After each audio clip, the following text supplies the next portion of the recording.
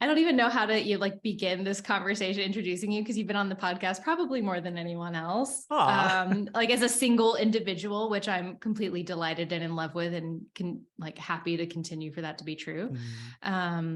But I'm really excited that you're joining us today to dive into the sixth house as we're going through this series of dark houses, kind of hot topics that tend to come up a lot in sessions and in astro conversations. But before we dive into nerding out wholeheartedly on the sixth house, do you mind introducing yourself to the listeners for those who don't know you?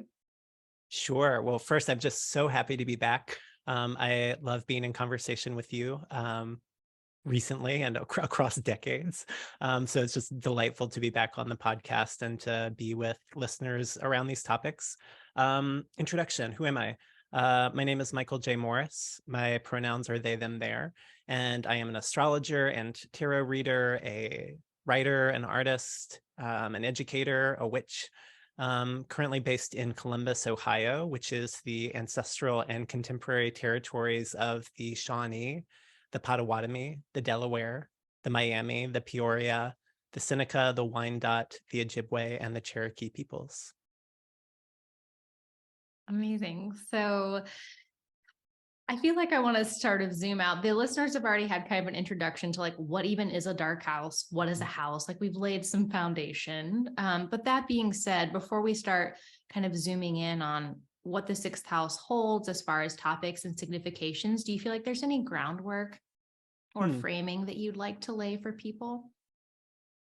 Yeah, that's helpful. I think it would be useful, especially if people haven't listened to those other episodes, to go back and listen to those, and also to just say that the houses are one of the primary structures of a chart, of a natal chart, of any sort of astrological horoscope, and that it's, along with the planets, the signs of the zodiac, the houses are measurements of space, to which, and there's 12 of them, each one of them, well, it depends on what house system you're using, but each one of them will have some measure of degrees. And the houses are one of the primary ways that we attribute topics of life to a chart, how we explore different areas of a person's experience, whether that's things like how you support yourself, how you provide for yourself, your family, your home and living situation, your relationship to pleasure and desire and sex and the erotic, your relationship to work or illness, which we might talk a little bit about today, your relationship to relationships, to partners, to committed, significant arrangements with other people, topics like death or learning or career, etc. Like all of those kinds of topics, those are all things that we derive mostly from the houses. So when we think about these different segments of space, that is where we are getting a lot of the details of how a chart actually functions in someone's real day-to-day life. It gets beyond the kind of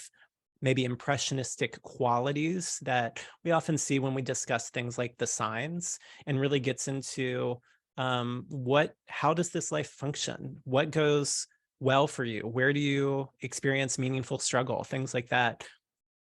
And that's, and that's how we might think about all of the houses, each one relating to these different kinds of topics. And then the sixth house in particular is the one that we're focusing on today. And maybe just for spatial orientation, the sixth house is not part of the visible sky. It is the first house below the western horizon. So the western horizon, where the sun sets, is called the descendant in the chart. And it falls in somewhere in the seventh house. So depending on the house system, it could be the cusp of the seventh house.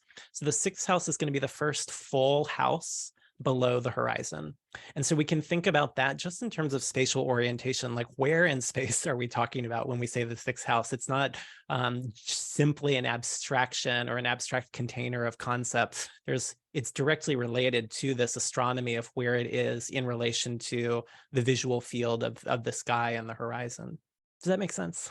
Absolutely. And I think that's such a good reminder too, that it's, that the things that we're talking, especially as we get more conceptual, it's sort of like, where are even these things coming from? It can be a really helpful reminder that they're grounded in observation, yes. Which is is really helpful to remember. And for me, whenever I start to kind of run away with an idea or like, oh, could this relate to this? It's like, where can we ground that in observation? Can be a really helpful container for how we talk and orient ourselves to this structure. So I think that's perfect. And if you're looking at your chart, if you're like looking at the 12 pieces of pie, the 12 houses, if you look for the one with the 6, it's going to be on the bottom right-hand corner and you'll see your 6th house. Yes, exactly. So with that, are you ready to kind of jump into some of the things that we find in the 6th house? Sure. Yeah. So some of the ways we can start to talk about the 6th house as maybe some of the foundations for how it is we come to some of the significations or the topics that are attributed to the 6th house is the 6th house is a cadent house, and we'll talk about what that means. It's a cadent house that is not configured to the ascendant, or sometimes said to be in aversion to the ascendant, and we'll talk about what that means.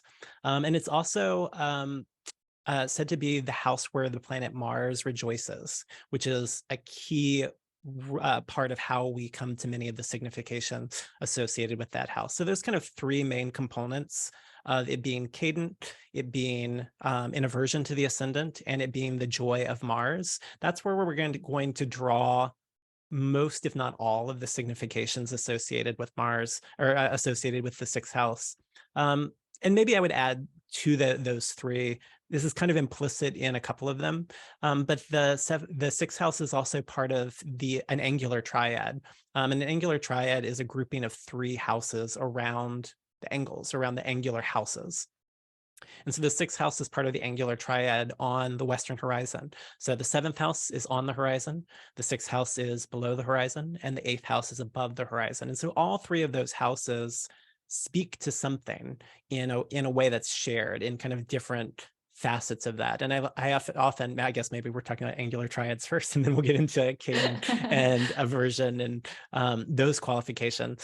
But the 7th house, that angle is about the other or others. If the 1st house, the ascendant, is about the self, who you are, your sense of who you are, maybe even your identity, the 7th house is where you meet the other, whether that's partners, relationships, business partners, enemies, even people that you're in business transactions with.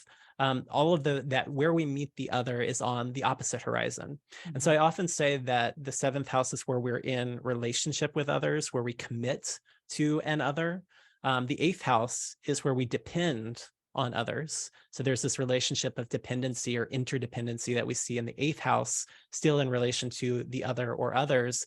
And the 6th house is where we're subordinated to others. It's where we are under the power or under the authority of others. And so we can see this relationship of the 6th house as being part of that angular triad, directly related to the topics of subordination in some way.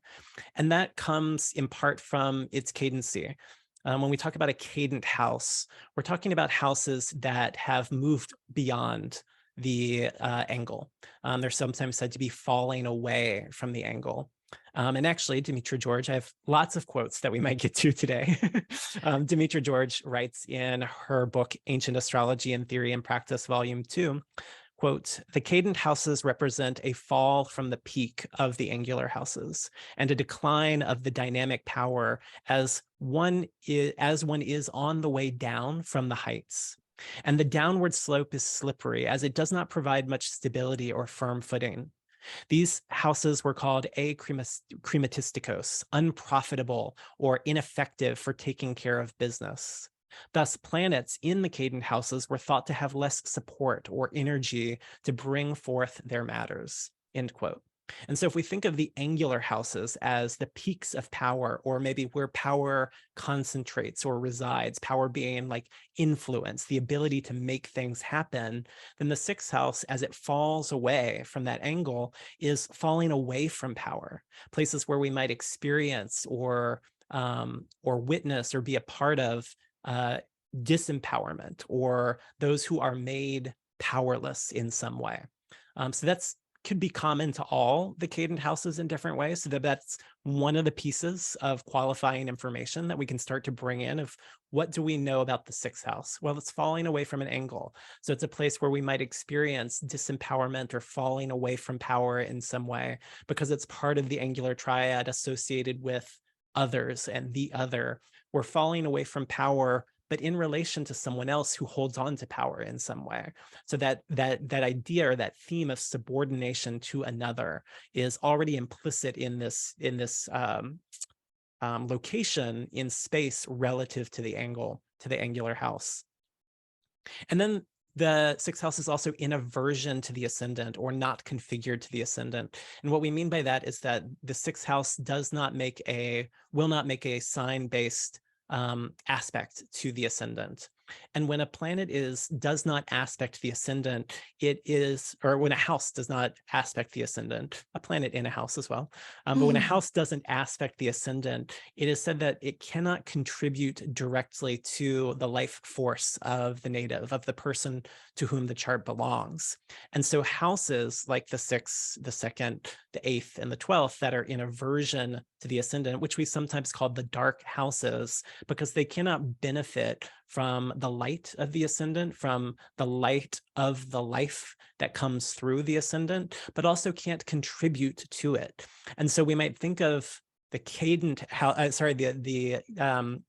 houses that are not configured to the ascendant as places where we engage with topics that are difficult to in relation to supporting the life, in relation to advancing the life force in some way. We could even say that those houses, like the sixth house, are places where we might have to struggle to support the life force. The topics that are associated with that house might actually create difficulties or impediments to the life force in some way, to your health, your vitality, the things that we associate with the ascendant. So all those things together, the sixth house being cadent, being an aversion to the ascendant, being part of that angular triad, speaks to falling away from power, speaks to experiences that don't enhance the life force. Its topics are associated then with things like a lack of power or experiences that might make life more difficult. We could even say that it's a place where we struggle to make life possible. Those are some topics that we can start to associate with the sixth house. Does that make sense so far? Yeah, it definitely does. And I see a lot, like, I think too, the cadent houses, like a lot of times an experience of them can just like, if I only didn't have to deal with all of this, then I could get on with what I feel like my life is supposed to be about. Like that can sometimes carry a sense of that. And I have this thinking too, with just like, you know, with houses that are in aversion, having these topics of like, it's all this invisible work, right? It's not like our life gets better necessarily when we do them. It's like no one at work really cares if you like what you're eating for lunch, breakfast, or dinner, but it's all this invisible stuff we have to do to keep going. And that ongoingness, sort of the relentless ongoingness of what it can feel like the cadent houses are, it sort of keeps us wrapped up in things that we're like, oh, if I could just finally get through my to-do list and I can get to the thing that my life is really about, can be kind of a way that I see that manifest in myself, but also with others. There's like a grind to it a bit. Oh, I think grind or grind culture is definitely a key word of the sixth house, or could for be. Sure. And I love, that thinking about the things that happen here, either maybe distract from getting on with the business of our lives, or get in the way of getting on with the business of our lives, or create impediments to that kind of movement or trajectory. It's like the things that we have to do. We don't have a choice then. We have to do these things in some way. Just carry on. Just to carry on, just to fucking Not survive. to advance. For sure. And then the other thing that we can add to this cluster of significations, and then I might actually list some actual significations associated with the sixth house now that we've started to build this conceptual framework, is that it's the house where Mars rejoices. And Mars is one of the traditional malefic planets, malefics being planets that are associated with some of the more difficult experiences in life. Doesn't mean those experiences aren't valuable or can't benefit us in some way, which we might talk about ways in which that shows up in people's charts. But doesn't mean that they're easy. They're more challenging topics. They are Yeah, places where we might experience problematic influences in our lives. And so with Mars in particular, Mars has long been associated with things like frustration, agitation, anger, conflict. Often when we go back to the ancient texts, we see things about accidents and injuries and illness and war, but also violence. That violence is one of the most consistent significations attributed to Mars, especially in the ancient astrology. And so we might think of like, okay, so the quality of Mars is frustrating and agitating and potentially injurious, potentially violent, difficult things happening to the body. Those kinds of things start to then inform how we might think of this particular cadent house that's not configured to the ascendant, that's part of this angular triad on the Western horizon of like, okay, so we're frustrated, we're in conflict with other people to whom we're subordinated in some way, people who have more power than we do, and we're maybe in struggle with them or in conflict with them or having to like push or fight in order to get what we need out of that situation. And so then when we think about the traditional significations associated with Mars, and these come mostly from Demetra's ancient astrology book that she's aggregated from a lot of the ancient sources and kind of summarized where there's repetition and redundancies between texts to sort of get a kind of aggregate of these are the topics or the kinds of topics that were most commonly associated with the sixth house in ancient astrology. And these include things like misfortunes, troubles, bad luck, illness and disease, accidents and injury, servitude, slavery, which we'll talk more about because slavery is one of the most persistent associations with the sixth house in ancient astrology. Later, jobs. So we see this progression from like slavery in ancient astrology, and then maybe somewhere around the Middle Ages into the Enlightenment period, it's like serfdom. A job. And it's like, and so we might think about the relationship between that. I'm like, where did this job come from? But then also topics of bondage and oppression, military and armed services, enemies, insurrections, and then small animals, but specifically as workers in the ancient texts. In modern astrology, this often gets translated to pets, and maybe we can see pets in the sixth house. But when we look to the ancient texts, they're specifically writing about animals that are made to do labor for us. Like I'm thinking like sheepdogs and small horses that are, or donkeys that are pulling plows, things like that, that are doing some sort of work for us in some way. Yeah, those are some of the things that are associated with the sixth house. And I hope that as people are listening, it makes sense how each and every one of those things on the list, how we got there from these conceptual foundations of where the sixth house is, its relationship to the ascendant, its relationship to the angle, and its association with Mars. It's like, yeah, nothing on this list is surprising then because those are the topics. Those are the places, those topics are maybe the meeting place or the intersections of those 3 or 4 different primary influences in terms of determining what is it that we associate with this part of the sky or this part of the chart. When talking about the sixth house with clients, which like is a different thing, maybe when you're sitting down with a client, you don't lead off with bondage, oppression, slavery, enemies, insurrections. Maybe we don't start there. We build into that in ways that we can. I often lead off when talking about the sixth house by saying that it's the place associated with work and labor, health and illness. It's the place where we grapple with the relationship between our wellness and our work, the ways in which so often within the systems that we are living within, our wellness is sacrificed to our work, or our health is made a resource that can be extracted through our labor for systems and institutions that we didn't choose or design, but to which we are subjected in some way. And even just starting with that, I haven't had a single client in my entire years of doing this work who doesn't have, I mean, especially if they have a planet in the sixth house, but even if they don't, they have a ruler of the sixth house somewhere in their chart. I haven't met anyone yet who does not have some experience with the relationship between not just the relationship between well-being and work, but specifically the struggle to try to maintain health and well-being under the conditions of work and labor.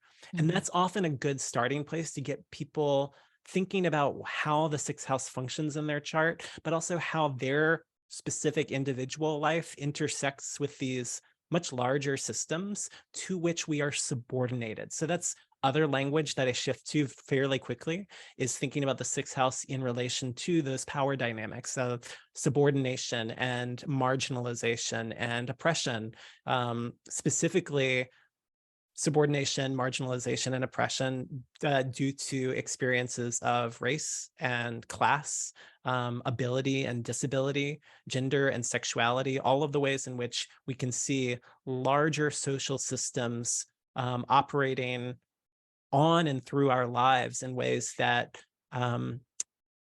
disempower us, make power less available, or make our access to power one that is bound to struggle. Maybe that's another way of thinking about it. It's not that there's no power in the sixth house, it's that we have to struggle for power in the sixth house. And we could think about the ways in which power itself is implicit in struggle. Maybe that's a much longer conversation.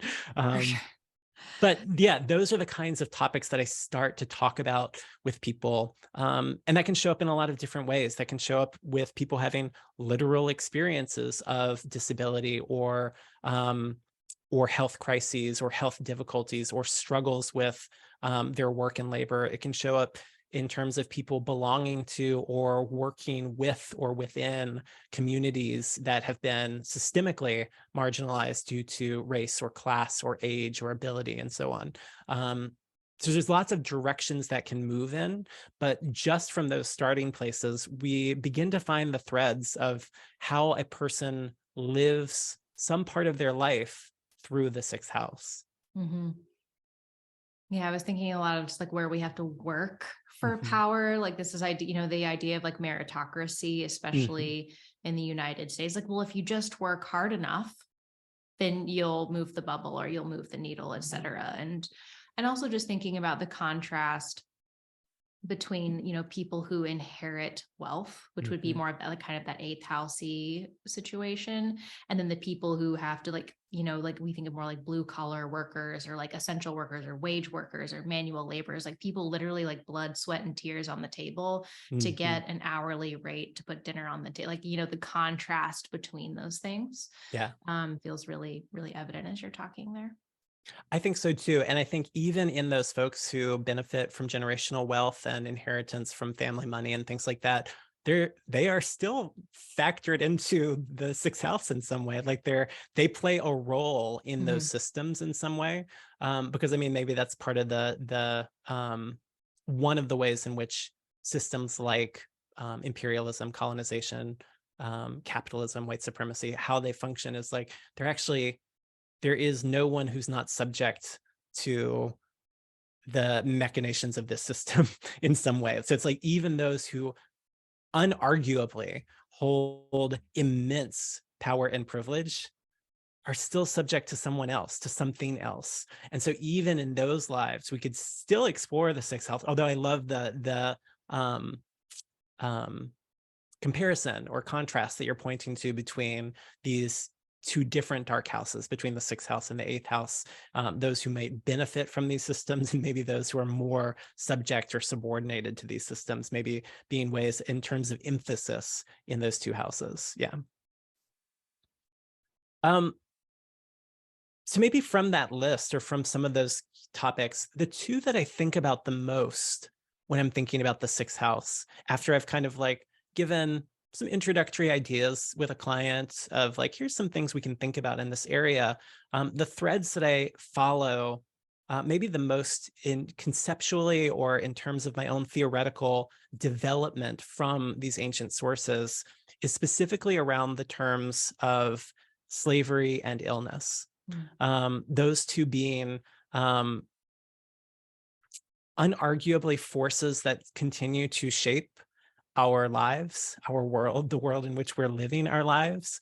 And I often think about them in relation to lots of folks who are doing important theoretical work, philosophical work, critical thinking in things like critical race theory, in terms of Black feminism, in terms of African and African-American histories, but also people doing work in the movements of disability justice. How do we think differently about bodies and illness and injury and disease and disability from a disability justice lens. So those are maybe some directions we can move in. But I will say that I find that I'll just say many, I haven't done a study on this, but I find that many contemporary astrologers avoid these topics, maybe because they don't know how to talk about them. Maybe they don't know how to connect the dots between slavery and living in 2022. Like maybe that's too much of a leap or a stretch for people. But I do think, I mean, besides the fact that absolutely we're still living in a world that in which slavery happens, but also a world that has been deeply structured by the existence of slavery for hundreds, if not thousands of years. Like that means slavery is still a relevant topic in terms of how our lives function and how we're living our lives, maybe even thinking about the afterlife of slavery as a framework for how we might understand the persistence of those themes, those topics into our contemporary lives. And I think we do a disservice to our astrology, I think, when we don't allow it to be capacious enough to hold these kinds of realities, to hold these kinds of experiences. That if, for example, you're a practicing astrologer or just someone who like does astrology as a hobby or just something that for yourself that supports and sustains your life, if we don't ask questions like, in what ways has my life been impacted by, shaped by, or intersecting with the ongoing history of slavery specifically for us here in the United States, but also in terms of global economies. There is an answer to that question for every single one of us. How does my life intersect with these forces? If we don't ask those questions, then we're not only missing out on part of what astrology can, in fact, describe, but we're missing out on the ways that astrology can usefully point our attention back to some of the areas of life that maybe we're conditioned to not want to give our attention to. And so what I hope comes out of this episode and this conversation is just giving people some more tools or resources for contemplating these topics associated with the sixth house that they can then bring back into their own exploration of their own natal chart, or their work with clients if they're practicing astrologers, or if you're listening to this and you're like, these are interesting topics, I don't know much about astrology. Guess what? You can still ask the question, in what way does my life intersect with the afterlife of slavery? In what ways has my life been shaped by hundreds, if not thousands of years of the enslavement of other people? We can still ask that question with or without a chart in front of us. And also, part of what we're doing in this conversation is pointing to the ways that astrology as a discipline, as a practice, actually does hold the potential to ask these questions and to have these kinds of conversations. Does that make sense? Oh, absolutely. Yeah. One of the ways that I like to talk about it, it's like, astrology wouldn't be honest as a language if it wasn't capable of talking about these things, especially a lot of the things that we talk about in the dark houses in particular would not be an honest language. I think. I agree entirely. And I think that maybe what that makes me think of is like, in order to trust the astrology, we have to be practicing honest astrology. If we're like, how can the astrology be trustworthy if we're making the choice to make it not trustworthy, if we're making the choice to make it not honest? I don't know. That's a thought just for people to chew on or sit with. This phrase that I've mentioned a couple of times, the afterlife of slavery, was coined by a brilliant scholar named Saidiya Hartman. And specifically, I think she first used the phrase in her book, Lose Your Mother, A Journey Along the Atlantic Slave Route. But she's done a lot of critical thinking around this idea of the afterlife of slavery. And she writes in that book, quote, "Slavery had established a measure of man and a ranking of life and worth that has yet to be undone.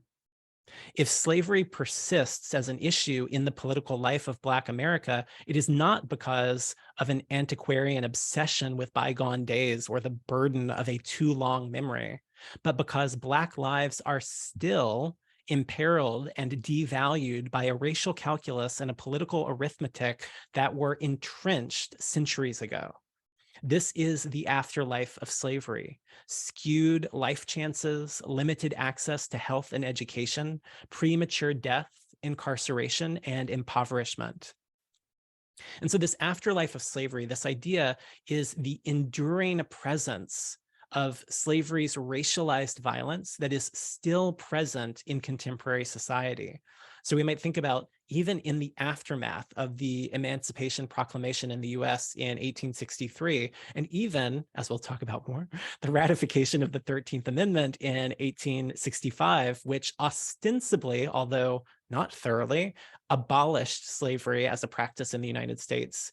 The afterlife of slavery describes all the ways that what we might think of as the established order of chattel slavery continued and continues to impact the lives of Black people in the US through the period of Jim Crow laws, through the transformation of slave codes into laws that targeted Black folks, through the ongoing forces of violence, incarceration, voting restrictions, redlining, medical neglect, et cetera. All of these things that can be traced right back to the dehumanization and the subjugation of African-American people as enslaved in the United States.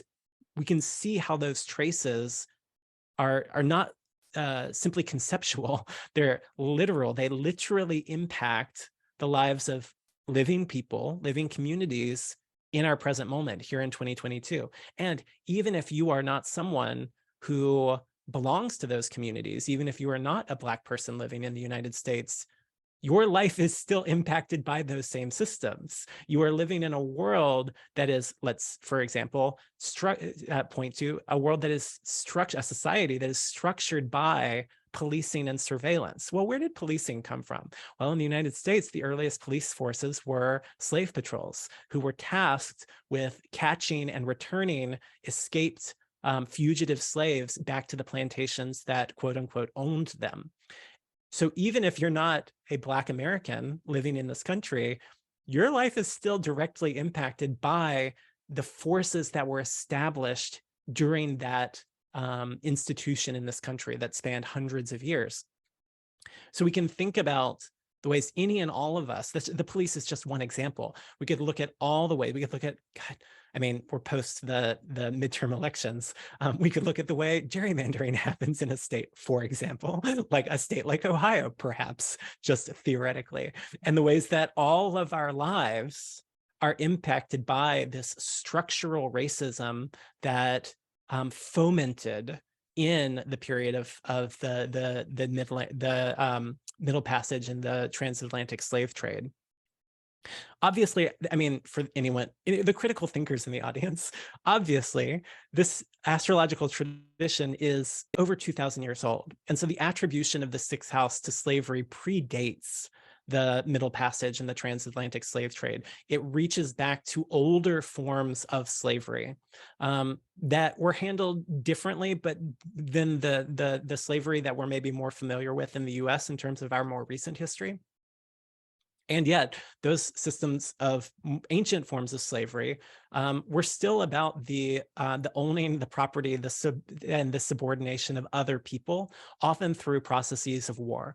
So one country or nation state would conquer another, and often the prisoners of war would then become slaves to the prevailing country. So something like that. So we could still see how that logic holds, even when we go back to the ancient roots. But in our contemporary society, I think this afterlife of slavery is a useful way of thinking about how all of us are, and by all of us, I actually mean even beyond the US, even beyond Europe, all of us are impacted in some way by these more recent forms of slavery that we see within the last 500 years. And it makes me think of this quote from Denise Ferreira da Silva in an essay she wrote called Toward a Black Feminist Poetics. And she writes that, it's very short, she just said that the total value produced by slave labor continues to sustain global capital. And so we can think through this period of hundreds of years of the generation of so-called surplus value, i.e., people being able to make extreme profits because the people who were doing the labor were enslaved and were not compensated for that labor. So the extraction of literally people's labor, but their energy, their lives, their families, all of the resources for hundreds of years that were extracted from enslaved people that now continues to circulate in a global economy as the surplus value that then became the seeds of all kinds of generational wealth that is not only located or isolated within the US. I'm just using economics, which is not my primary field, but I'm just leaning a little bit into Denise Ferreira de Silva's work here to point to how even if you're someone listening to this who lives outside of the US, you have your life, your world has still been deeply impacted by the slavery that happened in the US, that happened in Europe, that happened in the United Kingdom, that happened in Brazil and other parts of South America. Like you're still, all of us are impacted by these forces in some ways. And maybe the last quote I'll reference here in terms of slavery, I'm in this course right now. I don't, this is probably coming out in December, so I'm probably still going to be in that course when this comes out. I'm in this course right now with Bayo Akamalafe called We Will Dance with Mountains into the Cracks. And at one point in one of the lectures, Akamalafe was discussing the Middle Passage and the reality of the Middle Passage in excess of the facts and histories that are often written from the perspective of the slavers. And he often offered this provocation that the slave ship never disappeared. The slave ships never disappeared. Instead, they were eaten up by the shore, and the shore became the slave ship.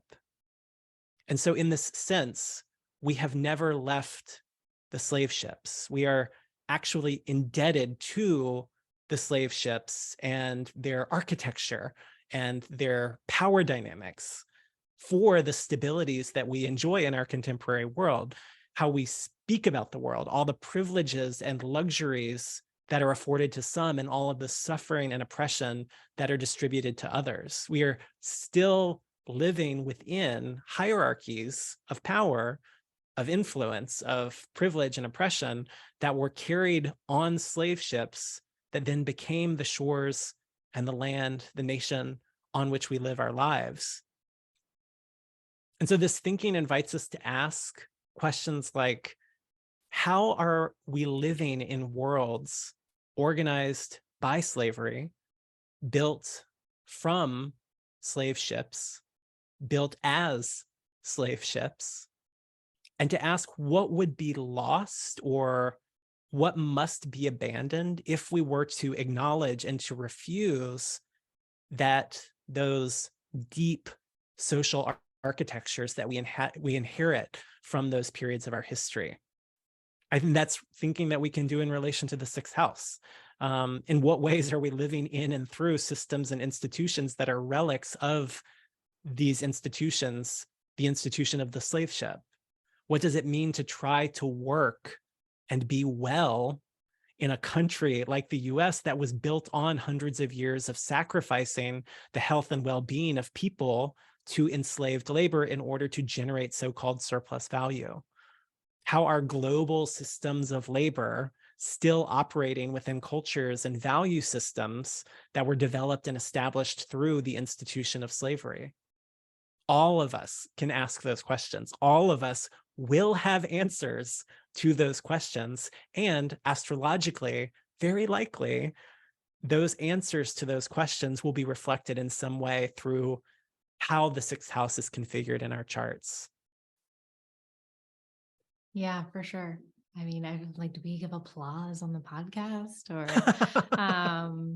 yeah, and thinking of some of the ways that if we can recognize it and really, the people who are stocking shelves at the grocery store, people who are bagging, these ways that there feels like there's no out, it's like Home Depot where it's like, oh, I've been working here for 50 years. And some people, they like it and they want to, and some people, like, they have no choice. Like the way that we see this lack of opportunity, it's like someone has to be on the bottom.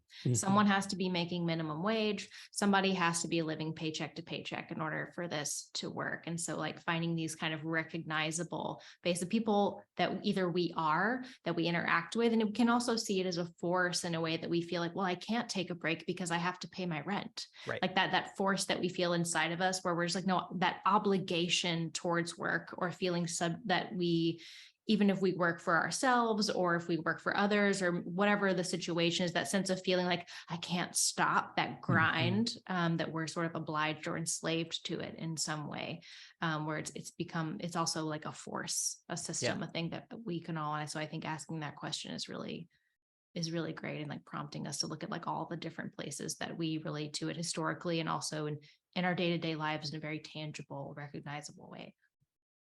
Totally. I mean, I think even you said like the people stocking shelves at the grocery store, working at Home Depot for 50 years, and maybe they like it. And my first thought was like, even when we like it, we have to do it.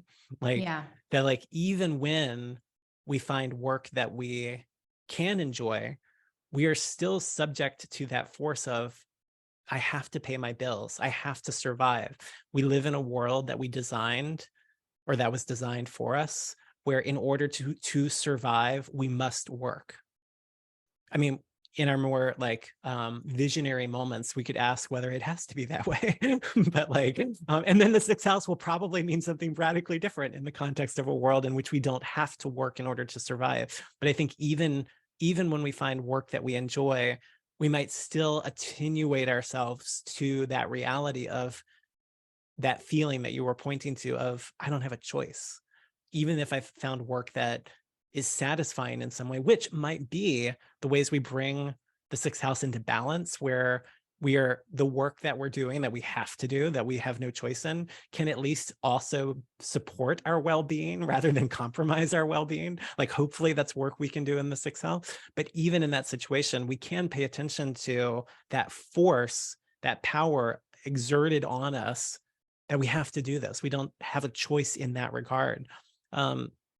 The other thing that I wanted to just acknowledge that I think is clear in everything that I was saying already, but just to say that while all of us can ask these questions and all of us will have answers to these questions, that does not mean we all have the same experiences of these systems. And obviously, both historically and in our contemporary moment, those who live at the axes of multiple forms of oppression, whether that's due to race or class or age or disability or gender or sexuality, those lives who live at the intersections of those forces are going to experience disproportionate distribution of these kinds of struggles that we might associate with the sixth house. That said, even folks who live at those intersections of multiple forms of oppression, it does not mean that they don't also have opportunities or possibilities for doing radical, revolutionary, liberatory work in relation to the sixth house. Like there's lots of ways we could see that in someone's chart as well, that it's probably beyond the scope of what we can get to in this conversation. But just to acknowledge that the topography of how we answer those questions is never going to be equal or even. And that there are those of us who are going to move through those topics with much more systemic and institutional privilege, and others who are going to move through that with much more exposure to the forces of subordination, marginalization, oppression, exploitation, extraction, and so on. Yeah.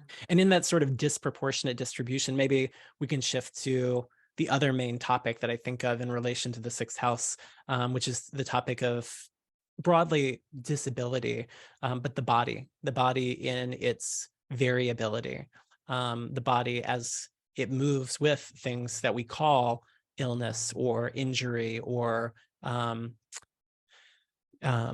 what's that word? Infirmity. That these, we have language for ways of marking bodies as deviant from some sort of ideal in some way. And that's one way we could think about disability broadly as a term, is thinking about the ways in which different bodies are either supported or not supported in their differences by the world that we've built, and the politicization of the support and survival of some bodies and not other bodies. And so as we kind of move in this direction, just to say that my thinking around disability is almost entirely indebted to and informed by what's called the disability justice movement. And I'll talk a little bit about where that movement came from, maybe. And then also something we probably won't talk much about today, but also the healing justice movement, which has a lot of overlap with the disability justice movement, not identical histories, but many people who are activists or organizers or thinkers in both of these movements simultaneously. And maybe I want to share this quote from Aurora Levins Morales from her book, Kindling, which I think is one way we can orient toward the topics of disability and disability justice. And she writes, quote, "There is no neutral body from which our bodies deviate. Society has written deep into each strand of tissue of every living person on Earth. What it writes into the heart muscles of 5-star generals is distinct from what it writes in the pancreatic tissue and intestinal tracts of Black single mothers in Detroit, of Mexicana migrants in Fresno. But no body stands outside the consequences of injustice and inequality. What our bodies require in order to thrive is what the world requires. If there is a map to get there, it can be found in the atlas of our skin and bone and blood, in the tracks of neurotransmitters and antibodies," end quote.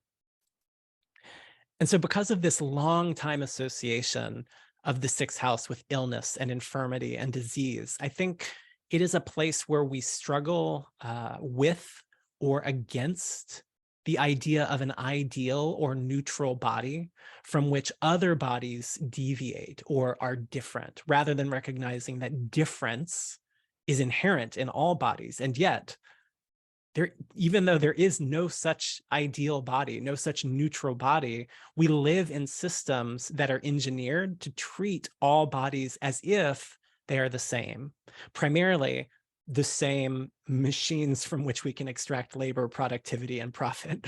That is the so-called neutral ideal body. And the more productive a body is within those systems, the more we associate that body with health and wellness. And the less able a body is to participate in the generation of productivity and profit within these massive systems to which we are subjected, the more that body is described as ill or sick or infirm or disabled or impaired in some way. We start to mark those bodies as different from this fabricated, unachievable ideal of productive health. That, I think, is crucial to understanding the sixth house. The sixth house is where we struggle with that organization of bodies in our world. Does that make sense?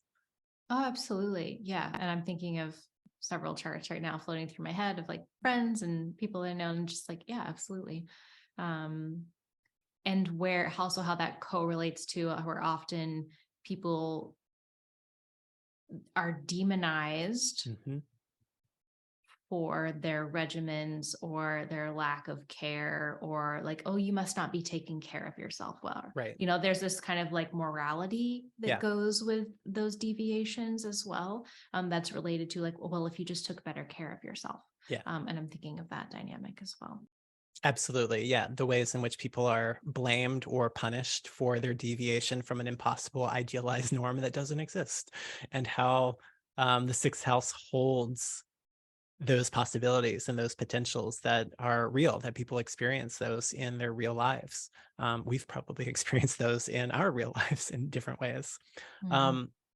Another, in addition to Levins Morales, another leading voice in the disability justice movement is someone named Patty Byrne, who has written an extraordinary account of the emergence of disability justice, which you can find online at sinsinvalid.org. sins invalid or sins invalid. And Explicitly, disability justice emerged in part due to the ways that the more mainstream legislation-driven disability rights movement often erased or invisibilized the lives of people who lived at the intersections of multiple systems of oppression. Disabled people of color, for example, who were often never present for these conversations or representations of what it meant to be disabled. Immigrants with disabilities, queer folks and trans folks and gender nonconforming folks with disabilities, people who fell too far outside of the normalized, neutral, ideal body. It's like we can talk about disability as long as you check all these other boxes of what it means to be the right kind of body. And that folks who live at these intersections of multiple forms of systemic oppression often fell too far outside of that idealized norm, and so often weren't included or were invisibilized in some way as part of those more mainstream disability rights movements. And Byrne writes, quote, "Disability justice activists, organizers, cultural workers understand that able-bodied supremacy has been formed in relation to intersecting systems of domination and exploitation. The histories of white supremacy and ableism are inextricably entwined, both forged in the crucible of colonial conquest and capitalist domination. We cannot comprehend ableism," which would be like the prioritization of a certain kind of body, the assumption that all bodies are that kind of body, that ableism. "We cannot comprehend ableism without grasping its interrelations with heteropatriarchy, white supremacy, colonialism, and capitalism, each system co-creating an ideal body-mind built upon the exclusion and elimination of a subjugated other from whom profits and status are extracted. 500 plus years of violence against Black and Brown communities includes 500 plus years of bodies and minds deemed dangerous by being non-normative. Again, not simply within able-bodied normativity, but within the violence of heteronormativity, white supremacy, gender normativity, within which our various bodies and multiple communities have been deemed deviant, unproductive, and invalid," end quote. And so this intersectional analysis of ableism, understanding the ways that ableism is already inextricably intertwined with colonization and capitalism and heteropatriarchy and white supremacy and anti-Blackness and slavery, and 500 years of violence against Black and Brown people, communities, and others who are deemed non-normative. All of this is a really incisive demonstration of how the topics of, for example, slavery and illness coincide in the sixth house, because those forces within our histories, but also within our present world, were never separate to begin with, that they reinforced one another in the production of this imaginary normative ideal of what it means to be the right kind of body.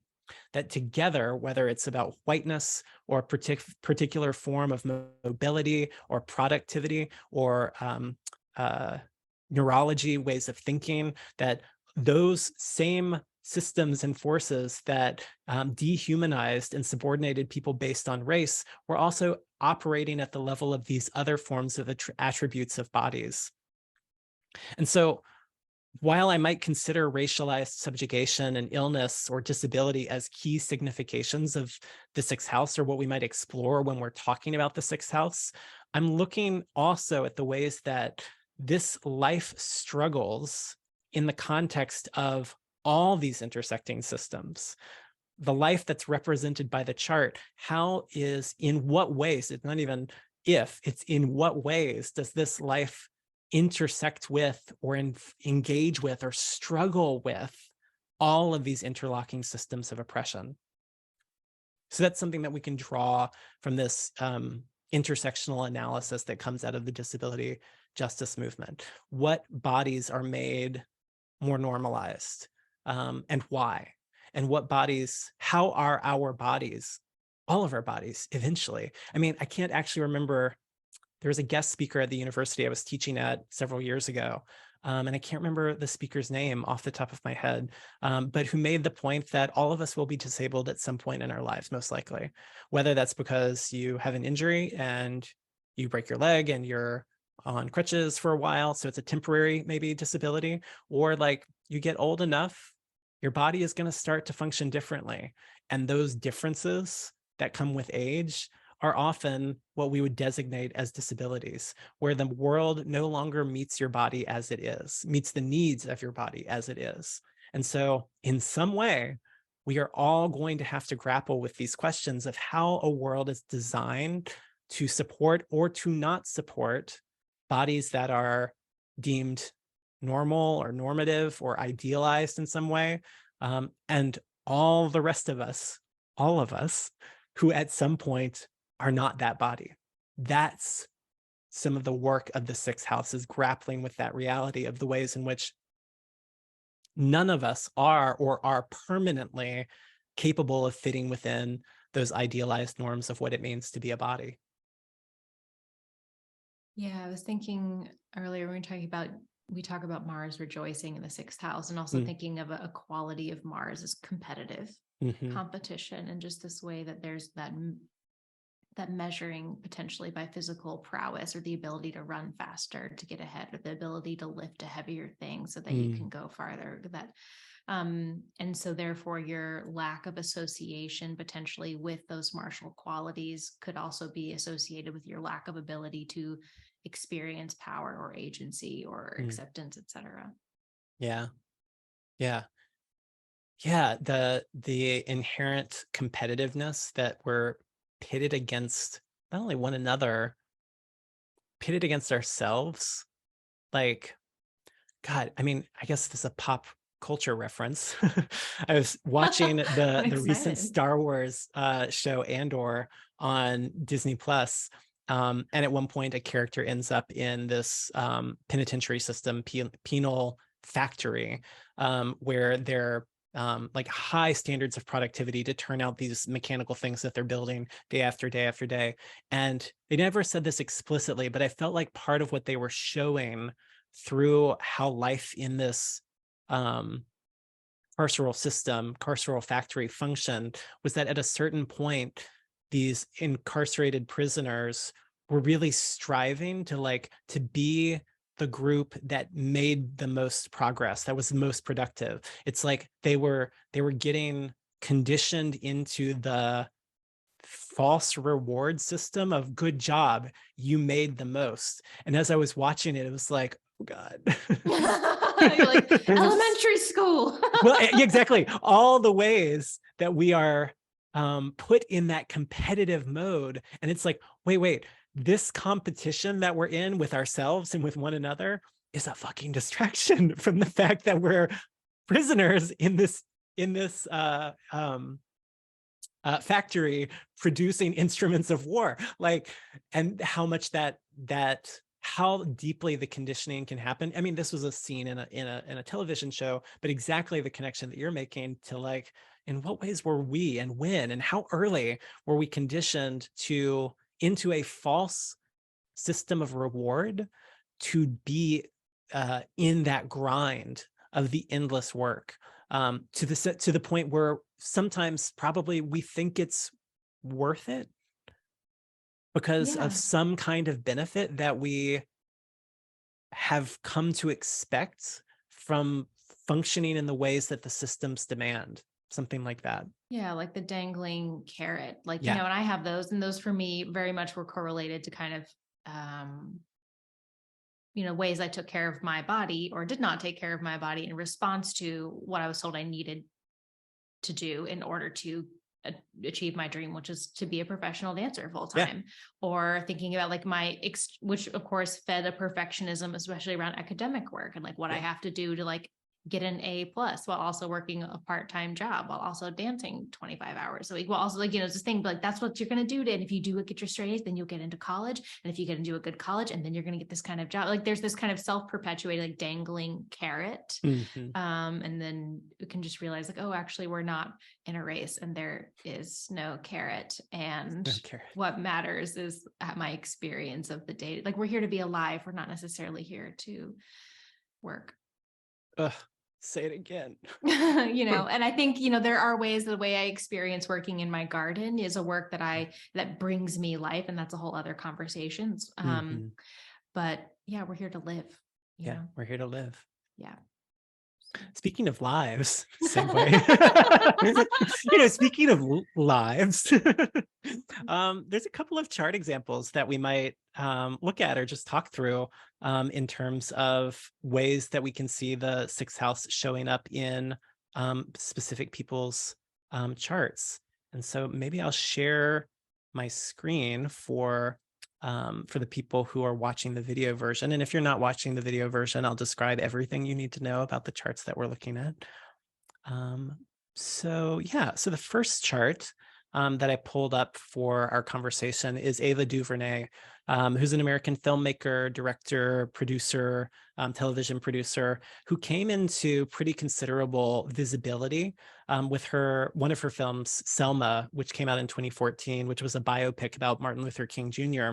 And then even more so with her groundbreaking documentary 13th, which came out in 2016, which addresses the intersection of race, justice, the history of slavery, and mass incarceration in the United States.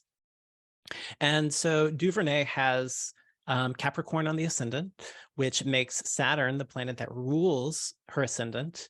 And she has Saturn in Gemini in the sixth house. And there's a couple of, and so part of what that might mean is that if we think of in ancient astrology, the ascendant is often described as the helm of life. It's like the steering mechanism that guides and directs our life, as well as the kinds of things that motivate or propel our lives. And then the planet that rules the ascendant is said to be the steers person. It's the planet that's guiding and directing the life towards the kinds of experiences or activities that are going to be most purposeful or meaningful, maybe even satisfying in some way. And with the ruler of her ascendant in the sixth house, we can see how her life in her chart is being steered toward these sixth house topics. And if we look specifically at the example of the film 13th, which is streaming on Netflix, it might be streaming on other services as well, but you can watch it. If you live in the United States, I almost consider it required viewing. If you don't know the history of the 13th Amendment and how it's related to mass incarceration. But without going into the entire film here in this conversation, I will say that the film opens with an analysis of the 13th Amendment, which reads, this is in our Constitution, for those of you who live in the US and don't know this, neither slavery nor involuntary servitude, except as a punishment for crime whereof the party shall be duly convicted, shall exist within the United States. So if you thought that the 13th Amendment said that neither slavery nor involuntary servitude shall exist in the United States, that is in fact not what it says. It says that is the case except as a punishment for crime whereof the party shall be duly convicted. And so it is enshrined within our Constitution that the amendment that was said to abolish slavery, in fact, did not abolish slavery, but made slavery legal within our country under the conditions of someone committing a crime. And if you know anything about crime or the so-called criminal punishment system, crimes are actions that some people determine to be criminal. That crime, as we can look back in the long history of the world, not even just the United States, oftentimes things have been criminal that have been crimes that we would now say, but that's not a crime. Things like, for example, homosexuality in the United States, which was still criminalized until 2003 in the United States. Things like women having the right to vote, Black women having the right to vote, slaves escaping their plantations. These were all crimes. And so crime is in fact not synonymous with harm, or having done harm or having done violence in some way. Crime simply means you've done something that other people determined that you should not do. And in the interests of the following the abolition of slavery, in the interests of keeping an entire community and population subordinated to those in power, it would be advantageous to criminalize behaviors for those specific communities in order to further sustain that subordination, that organization of power. This documentary, 13th, by Ava DuVernay, goes on to spend more than an hour and a half tracing the path from this clause in the 13th Amendment to the 2.2 million prisoners in the American justice system. At the very beginning of the film, it opens with the staggering statistic that 25% of the people in the world who are incarcerated are in the United States. That's a quarter of the world's incarcerated populations are in the US. It's not an accident that the majority of the people in those systems are people of color. That's part of what this film is arguing as a documentary. And so it seems really fitting that a filmmaker with Saturn ruling the ascendant, Saturn, which, by the way, has also long been associated with the topics of incarceration and imprisonment. If we go back to any of the ancient sources, it talks about people being chained, people being bound, people being imprisoned. So Saturn already carries some of those significations. Then having Saturn in the 6th house, which has long been associated with slavery, it makes sense that DuVernay would find purposeful or find meaning in exploring the connection between the prison industrial complex and the transatlantic slave trade, the legacy of slavery, or what Hartman describes as the afterlife of slavery embodied in the prison industrial complex and mass incarceration in the United States. I mean, we could also look for those similar themes in her earlier film, Selma, about Martin Luther King Jr., and the way that largely themes of social justice or struggles against oppressive systems have inspired and fueled her life and her career up until this point.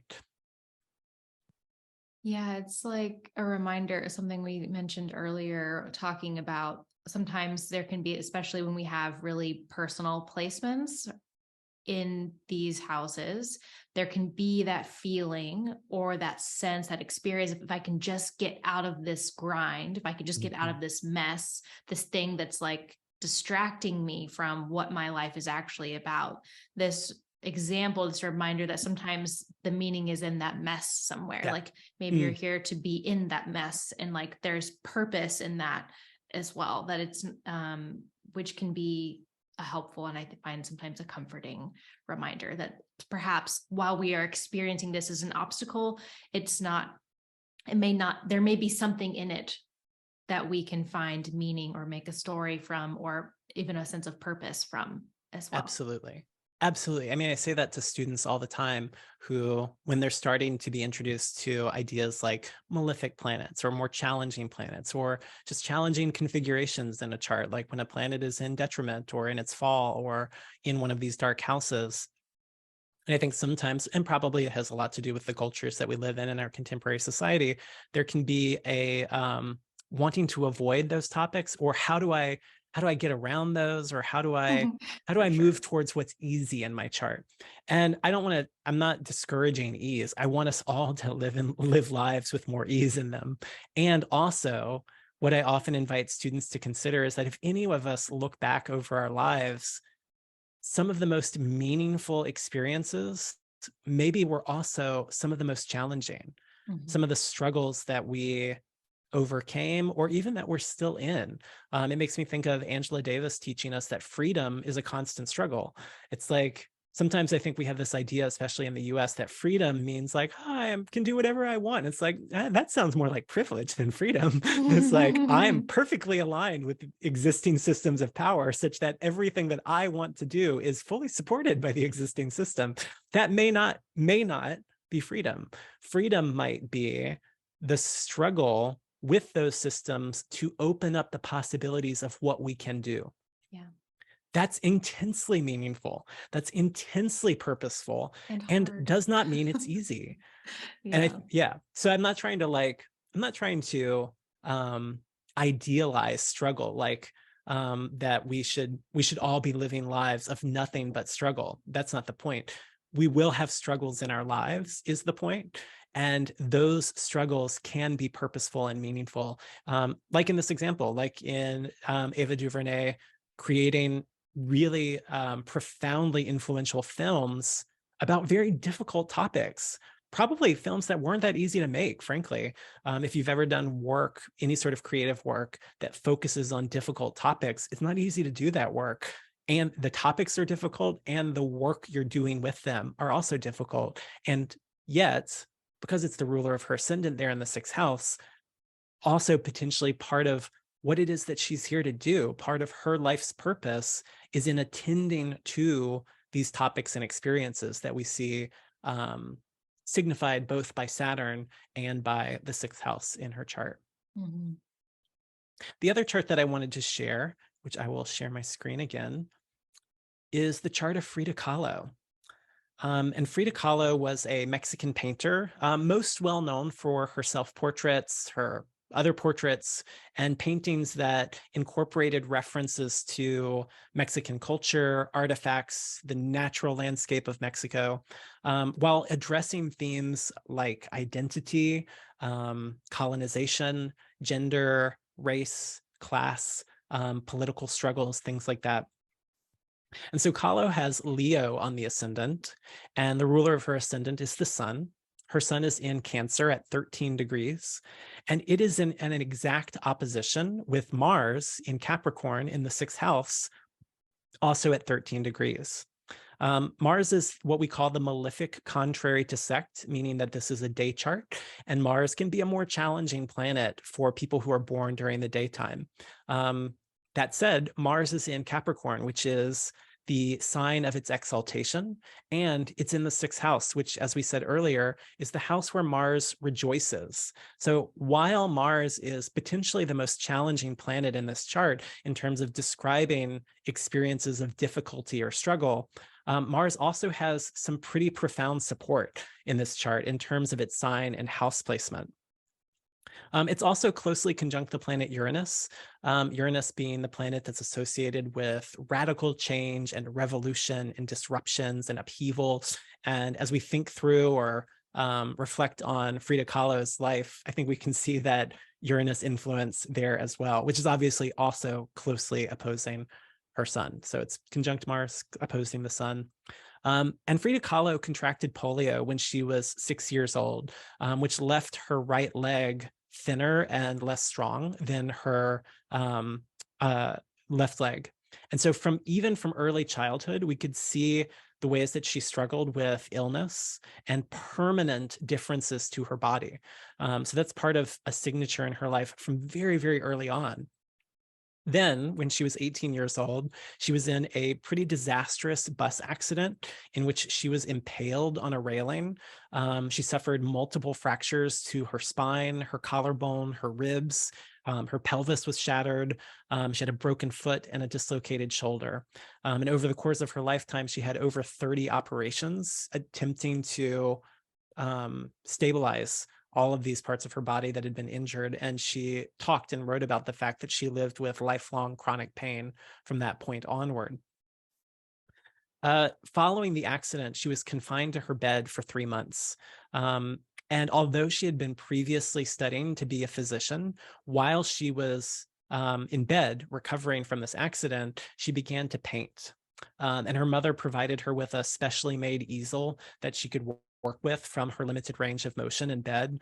Her father lent her some of his oil paints, and she had a mirror placed above the bed so that she could see herself, that she could see her reflection and paint herself based on her reflection. And painting became a way for her to explore her life, her identity, and what it meant to exist as a woman in this particular period of history in Mexico. At one point, she explained, quote, "I paint myself because I am often alone and I am the subject I know best," end quote. And then she later stated that the accident and the isolating recovery period made her desire to begin again, painting things just as she saw them with her own eyes and nothing more.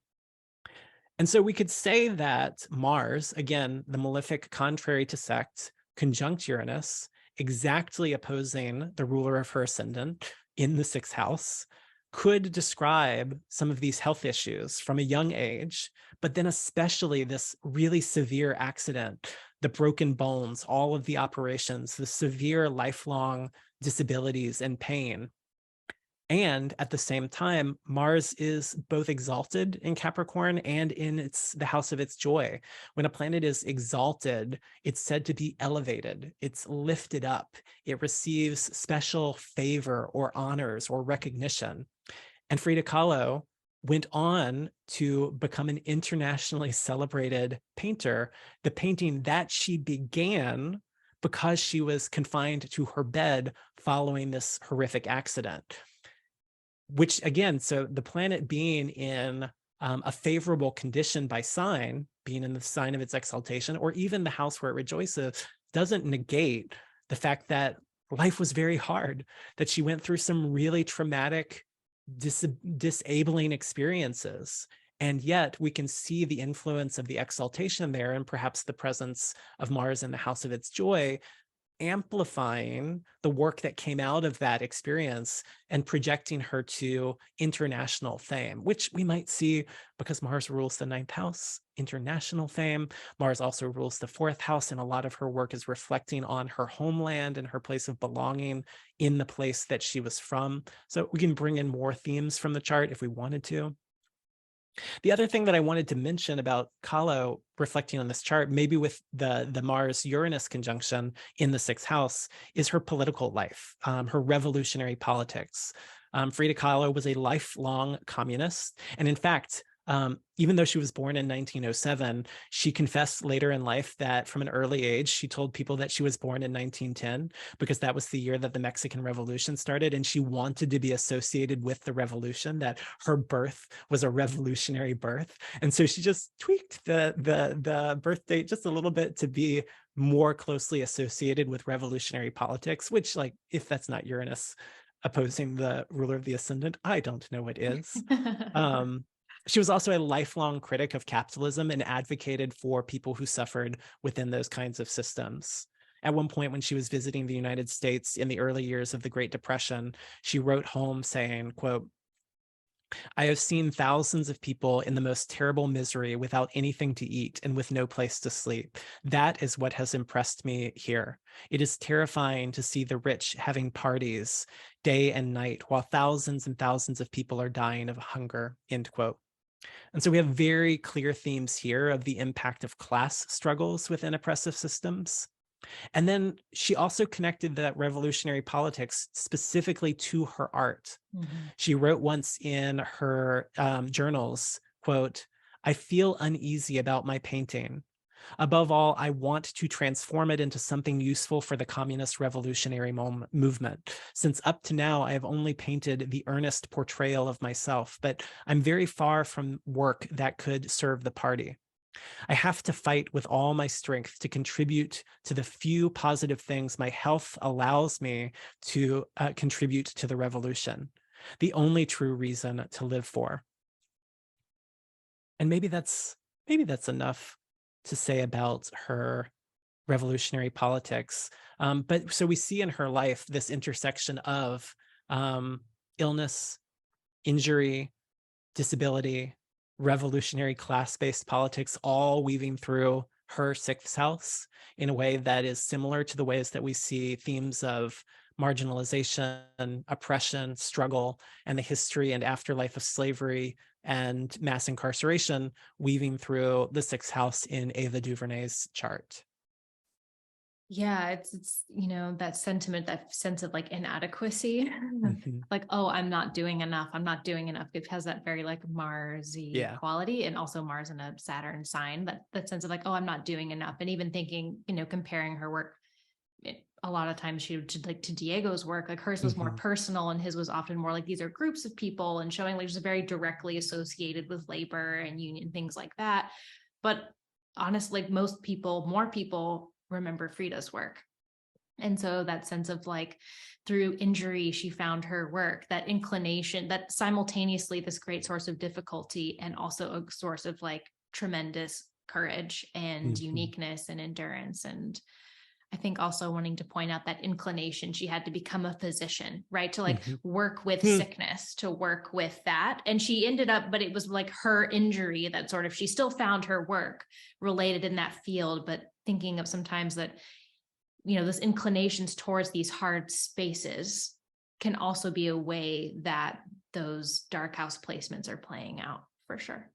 Totally. I had not made that connection about even before the accident, the desire to be a physician reflects this strong 6th, 12th house axis, because the 12th house especially has been associated with hospitals specifically for a long time, because the 12th house, which is another episode forthcoming probably, it has been associated with places of isolation or exile, or places where people are separated off from the rest of society. And so hospitals fit easily in the 12th house, and the ruler for ascendant being there, but opposing Mars in the 6th house. So it's like there's a tie there between those houses, and all of those themes coming through so clearly. For sure. I mean, she literally like harbored exiles, like she literally like did that. So she's working strong on that 12-6 axis for sure. Absolutely. And so those were just like a couple of examples of ways that 6th house placements can show up. It's not that everyone who has planets in the 6th house are going to create feature-length documentaries about the entanglement of slavery and mass incarceration, or have the artistic career of Frida Kahlo, but just to show how each of those themes that we talked through in terms of ancient significations attributed to the 6th house, misfortunes and troubles and illness and disease and accidents and injuries and bondage, oppression, slavery, enemies, insurrections, and so on, all of those themes, we can see them in real people's lives, in people who lived in the last century, who are currently living, and that as people explore their own charts, the charts of their clients, that we can bring some of these ancient significations of the 6th house to how we're contemplating what those planets might describe in that person's life, and also what their life might be directed toward in terms of their personal struggle between well-being and work and labor and the idealized norm of particular bodies rather than other bodies, and the ways in which we are falling away from power in the 6th house. We can look at that in our own lives, but then also how do we contribute to perhaps larger struggles with those systems that we didn't create, that we didn't choose, that we are a part of, that we are actively reproducing in our lives because we are subject to them. How can we look at those 6th house placements or configurations related to the 6th house in our charts as indications for areas of possibility of what the work we might do in this life to struggle against those existing systems in some way? For sure. I think we're heading towards wrapping up, but I want to bring up a couple more things if that's okay. Yeah. I think it's a timely, like thinking about burnout, which has been a really big topic in 2022 when we're recording this, and that tendency, as Demetra says, like in this house in particular, but also in the averted houses, like tend to struggle in order to sustain the life force, that sense of burnout, and that or struggling to sustain the life force, trying to get to it, feeling it projected from us, that very caught up in work, also a very Marsy thing to burn out, or to work to the point of burnout, or feel that in a system to which one has to work to the point or past the point of burnout, which also makes me think of things like the NAP ministry, in ways of like where we're talking about these regimens, or what are these ways of like protesting with our regimens, or how we take care of ourselves. And even just to get the word regimen is like a very military derived thing, like how regimented we are and how we take care of ourselves, which also shows up in that sort of 6th house. I'm just throwing everything into a bowl and then I'll toss it back. Great. Thinking too about animals, and also, it's also thinking about, we have service animals, the idea of having a service dog. I know anytime my 6th house gets activated, it's like a lot of pet stuff. But also just thinking about animal rights and animal welfare, Mm. you know, coinciding with also, you know, a lot of times people who have sort of like ethical protest against the enslavement of animals, the industrial enslavement of animals, for instance, also affects how the choices they make as far as nutrition or how they take care of themselves, whether choosing vegetarianism or light meat or something like that. And the relationship, again, between those two things that we see kind of rubbing up in the sixth. I love that. And yeah, the topic of burnout, so much to say there in terms of the Nap Ministry. Trisha Hersey's new book that just came out, I think last month. I read it in a day. It's a great, easy read. Rest is Resistance. It's basically, it's like a manifesto, refusing the grind culture of white supremacy and capitalism. Like something she says over and over in the book is, I refuse to donate my body to the systems of capitalism and white supremacy. And it's like, that's a mantra that we could bring into the sixth house. A lot of us, all of us. And then in terms of burnout, it also made me think of this book, Burnout, The Secret to Unlocking the Stress Cycle by Emily Nagoski and Amelia Nagoski, who are both researchers in different areas, who are sisters, who wrote a book on burnout together. And it's some of the most insightful research that I've seen on like, how do we experience burnout, but also how do we address burnout, and how do we address burnout in ways that are not about getting back to work, like that. So we're not addressing the burnout so that we can then be more productive. We're addressing the burnout so that we can get back in line with our own well-being and what health might mean for us. Yeah, for sure. Good sixth house resource for folks. Sixth house book list, which you can find in the show notes, along with all of your links and handles and everything. Where do you like people to get obsessed with you on the internet? And also, I used to say stalked, but then I realized that was such a like Mercury and Creepy. Scorpio thing to say. So I was like, not everyone stalks people. So where would you like people to fall in love with you, get obsessed with you on the internet? And also, if you have anything coming up that you would like people to know about, we could direct them there as well. Sure. Well, my website is my favorite place for people to find me, which is michaeljmorris.co. You can sign up for my mailing list on there. The mailing list is at the bottom of every page. It doesn't have a pop-up that's like, join my mailing list. It's just, you can find it if you're looking for it. And you can read a lot about my practice and what I do, what I offer on my website. There's a lot of free resources on the resources page. There's recordings that of previous talks and workshops that you can purchase. Yeah, there's a lot of stuff on my website. That's where I love people to find me. I'm also on Instagram at Co Witchcraft Offerings. And for now, I'm still on Twitter at Morris Michael J. I've been on Twitter since 2009. It feels like I've been through many seasons of Twitter. I'm not like panicking the way other folks are, but I'm also keeping my eye on the pulse of it all. So who knows what's going to happen by the time this episode comes out. In terms of things that are coming up, I offer astrology and tarot consultations. I also offer tutoring and mentorship sessions for beginner and primarily for beginner and intermediate astrology students, folks who just would like some more one-on-one attention to support their studies. Although I've also had people do some of the tutoring and mentorship sessions focusing on topics like tarot or ritual or witchcraft, things that are also a long, rich part of my practice. I launched that offering primarily for astrology students, but then started getting requests of like, can we also talk about ritual a little bit? And so, yeah, so it's a kind of as needed. Email me or contact me through the contact form to let me, if there's something you want to work on and it feels like you could use support.